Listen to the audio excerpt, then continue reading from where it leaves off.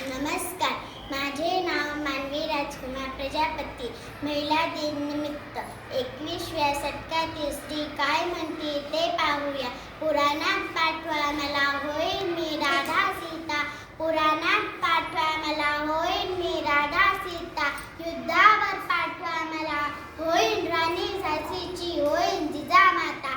चिखल फेका माझ्यावरती होईल मी सावित्री ज्योती. ज्योत पेटवा ज्ञानाची होईल मी आनंदी जोशी.